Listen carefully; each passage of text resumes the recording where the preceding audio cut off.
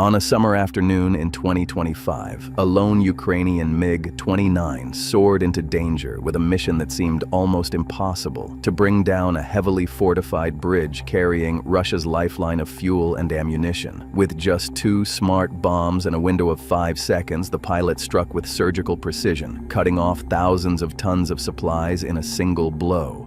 But was this daring strike simply a tactical victory, or the moment that reshaped the balance of an entire front line? On a single July afternoon in 2025, a Ukrainian fighter jet soared into a mission so daring it could alter the tide of the war. The chosen target was no ordinary objective, demanding flawless timing, NATO-supplied precision weapons, and nerves of steel. In less than half an hour, this bold operation pierced one of the most heavily defended zones on the battlefield and achieved success few had ever believed possible. On July 7, 2025, a single Ukrainian MiG-29 was assigned a mission that could cripple Russian logistics in the south. Armed with 2 American JDAM-ER glide bombs, each weighing over 450 kilograms, the fighter carried a lethal payload of more than 900 kilograms. This was no random strike. The chosen target was a reinforced concrete arch bridge spanning the Kerch Strait, a structure Russia had desperately reinforced only 3 months earlier. That bridge was far more than a piece of infrastructure. It served as the main artery connecting Russia's supply network to its forces in Zaporizhia, Melitopol, and occupied Crimea. An estimated 1,200 tons of fuel and ammunition moved across this route daily, sustaining armored vehicles, artillery units, and frontline troops, making it a critical target for Ukraine's Western-backed precision strikes. Without this vital connection, Russian mechanized units in the region would be forced to slow operations or even halt altogether. That turned the bridge into a critical choke point, which, if destroyed, could cripple the entire southern supply chain. Backed by U.S. intelligence support, Ukraine's high command recognized the chance to apply what military planners describe as a cut-and-choke strategy with precision. Instead of striking enemy troops head-on, the strategy aimed to sever the lifeline sustaining them. By eliminating the bridge, Ukraine could trigger a ripple effect across the battlefield, forcing Russia to reroute supplies through slower, less secure paths. This would steadily weaken Russian forces in key sectors, overextend their logistics, and sharply reduce their ability to reinforce other contested zones under Western surveillance. Choosing the MiG-29 for this mission was both bold and practical. Although the aircraft is decades old, it remains reliable, fast, and, thanks to U.S. upgrades, capable of carrying modern precision weapons like the JDAM-ER. The choice sent a powerful message. Ukraine did not require an entire fleet of 5th-generation fighters to deliver a decisive blow with Western-backed technology. It required only the right mix of timing, planning, and advanced weaponry, yet the risks remained enormous. The bridge sat inside one of southern Ukraine's most heavily defended zones, shielded by layers of Russian air defenses, including TOR-M2 Pantsir S-1 and Buk-M2 systems. Any miscalculation could cost the aircraft and doom the mission. But with Western intelligence support, Ukraine's chances of slipping through were far greater. Every step, from target selection to weapon integration, had to be carried out with absolute precision. The objective was clear: strike once, strike decisively, and render the bridge beyond repair. The cost of failure would not only mean losing a skilled pilot and aircraft, but also forfeiting a rare chance to hit Russia at its weakest point: its ability to move, resupply, and fight against a Ukraine armed with Western precision. But even the best plan meant nothing unless Ukraine could pierce the invisible shield of Russian air defenses guarding the skies. For this mission to succeed, Ukraine needed more than a skilled pilot and precision bombs. It required a flaw in Russia's layered defenses. That opening was uncovered by Ukrainian and U.S. electronic intelligence teams, who had monitored the TOR-M2 missile system for weeks, waiting for the perfect moment. Through detailed analysis of radar activity, they uncovered a rare and dangerous weakness. Each time the TOR-M2 adjusted its antenna to realign with a moving target, a brief 5-second gap appeared before it could lock on again. On the battlefield, 5 seconds can mean the difference between survival and destruction. For a Western-guided glide bomb traveling at high speed, it was just enough time to slip past the radar's kill zone before being fully tracked. Ukrainian planners immediately recognized the value of this discovery. If the JDAM-ER was released during the radar's realignment cycle, the weapon would already be in its glide phase, too far along its path for the TOR-M2 to intercept. This breakthrough was no accident. It came from coordinated reconnaissance supported by U.S. technology, involving ground-based sensors, drones, and advanced listening posts. Every radar has a rhythm, and the Ukrainian team had mapped out the TOR's operating pattern down to the exact second. By analyzing past engagements and running simulated drills with Western input, they knew precisely when the antenna would pause and for how long. That timing dictated not only when to release the bomb, but also how the entire approach flight path had to be planned for maximum effect. The challenge was synchronizing human action with machine cycles. The MiG-29 pilot had to reach an unseen position flawlessly and initiate the release sequence without hesitation. Any delay could send the bombs into radar range at the wrong instant, giving the TOR system a chance to fire. In this mission, precision meant aligning the aircraft's speed, altitude, and angle of attack with a fleeting vulnerability, backed by Western training that maximized Ukraine's odds. This maneuver demanded absolute trust in intelligence data and the pilot's flawless execution. The approach turned the mission from a simple strike into a calculated exploitation of Russian weaknesses. Instead of attempting to overpower layered defenses, Ukraine, backed by Western intelligence and training, sought to outsmart them with precision and ingenuity. It was a reminder that knowing an enemy's habits can be just as powerful as wielding advanced weapons in modern warfare. To exploit this opening fully, the next step was making sure the weapons could perform flawlessly under such tight conditions. Once the plan was finalized, Ukraine's ground crews, supported by U.S. integration kits, focused on ensuring the MiG-29 and its precision bombs worked seamlessly together without a single fault. This was not as simple as attaching two bombs to the jet. Each JDAM-ER had to be precisely mounted, tested, and programmed to respond instantly upon release. Technicians began by fitting the glide kits onto the bombs and locking the carbon fiber folding wings. These wings were the key to extending the weapon's reach to nearly 30 kilometers, enabling the MiG-29 to strike from well beyond most Russian short-range air defenses with Western precision. The next step was loading the target coordinates directly into the bomb's onboard computer. This removed the need for the aircraft to transmit targeting data mid-flight, which could be intercepted or jammed by Russian electronic warfare. By programming everything in advance, the JDAM-ER could guide itself with GPS and inertial navigation, keeping its error margin to just a few meters, more than accurate enough to cripple hardened Russian infrastructure. For a bridge strike, that level of precision meant hitting the structural supports exactly where they were most vulnerable. Every step of the process was double-checked. One crew member verified the coordinates, another inspected the fuses, and a third tested the wing deployment system. The objective was clear. Once the pilot pressed the release button, the JDAM-ER bombs would perform flawlessly, turning Western precision into a decisive Ukrainian advantage.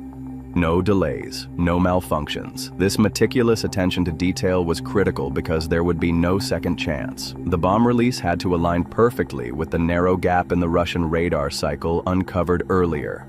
It wasn't only about the weapons themselves. The MiG-29's systems had to be synchronized with the JDAM-ERs to ensure the right release angle and speed, a process refined with Western integration support. Engineers ran advanced simulations to calculate the aircraft's ideal pitch, the glide trajectory of the bomb, and the precise time needed to reach the bridge before the TOR-M2 could react. Even minor adjustments, such as altering the jet's wing sweep or fine-tuning its fuel load, could influence the mission's outcome. By the time the MiG-29 was rolled onto the tarmac, every bolt had been tightened, every circuit tested, and every calculation validated with Western precision standards. The aircraft was now armed not only with explosives, but also with the product of days of intelligence work and precise engineering preparation. With the weapons ready and the plan finalized, the challenge shifted to reaching the launch point without being detected. Guiding the MiG-29 into position without alerting Russian defenses was just as critical as the strike itself. And here Western intelligence offered Ukraine a decisive edge. Thus, pilot's route was meticulously planned to keep the aircraft hidden from radar until the very last moment. The mission began at Kulbakino Air Base, where the fighter climbed just high enough to clear nearby terrain before dropping into low-altitude flight. Instead of heading straight for the target, the pilot veered 60 kilometers west and followed the winding course of the Dnieper River, a path refined with NATO mapping support. This approach masked the MiG-29 against ground clutter on radar screens, making it far harder for Russian operators to track. From there, the aircraft curved north before turning toward the target from the west-southwest at a distance of 22 kilometers. This was a deliberate choice, placing the MiG-29 just outside the engagement zones of the TOR-M2 and Panzer S-1 systems, while still allowing the JDAM-ER bombs to glide efficiently toward the bridge, flying low, sometimes only tens of meters above the water or treetops, guided by Western precision. The pilot further reduced the jet's radar profile, blending it into the natural background. Another advantage of this tactic was psychological. Low-flying targets skimming along a river could be mistaken for cruise missiles, which follow a different interception protocol.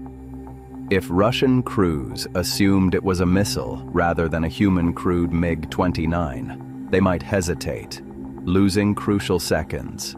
Time Ukraine's pilot needed to release Western-guided bombs with deadly accuracy. The 22-kilometer mark was chosen not only for safety, but also for optimal weapon performance.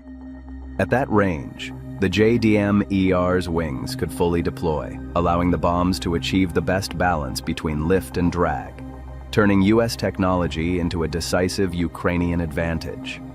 Engineers determined that releasing at a 40-degree pitch from this point would give the JDAM-ER bombs maximum impact energy while keeping the MiG-29 safely outside direct missile range.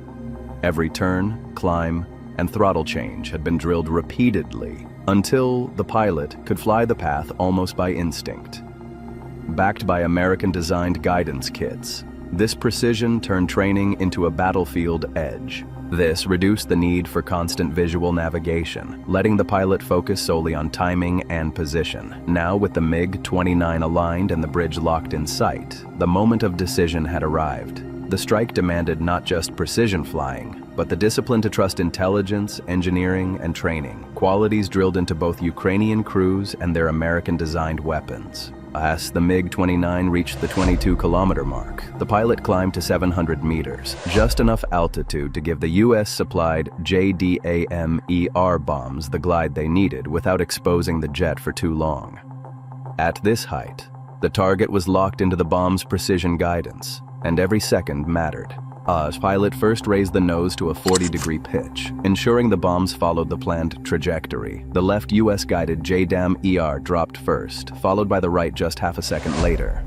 This tiny gap let each bomb maintain its own flight path, reducing the chance of mid-air interference and boosting the odds of striking the bridge's weakest points. Upon release, the bomb's carbon fiber wings unfolded instantly, catching air and extending range. Each US-engineered weapon corrected its course with GPS and inertial guidance, even as the MiG-29 banked away to evade counterfire. The pilot's immediate move was a sharp descent back to low altitude, using terrain to break radar contact and escape the danger zone. The impact sequence was both violent and precise. The first US-guided bomb struck the main load-bearing girder, penetrating reinforced concrete before detonating deep inside. The second hit seconds later, targeting the compression zone on the opposite side. Together, these strikes triggered catastrophic structural failure. Although destruction was not just physical, it sent a clear message to Russian logistics commanders that no route was untouchable. The entire attack from climb to release to escape lasted less than a minute. Yet within those seconds, months of NATO-backed planning came together flawlessly. The strike achieved its tactical objective and highlighted the lethal efficiency of pairing old airframes with modern American smart munitions. Avast destruction of the Kerachcho River bridge instantly disrupted Russia's critical southern logistics. With the crossing severed, fuel convoys for BTR-82A vehicles and frontline troops stalled.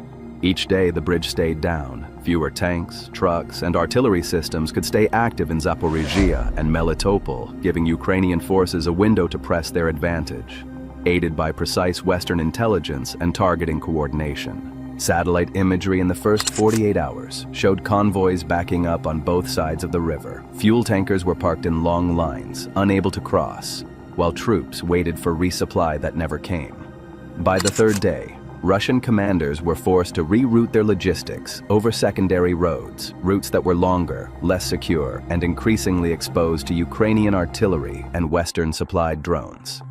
This change slowed the pace of operations and created more opportunities for Ukraine to strike supply convoys before they reached the front. Ukrainian forces quickly seized the advantage.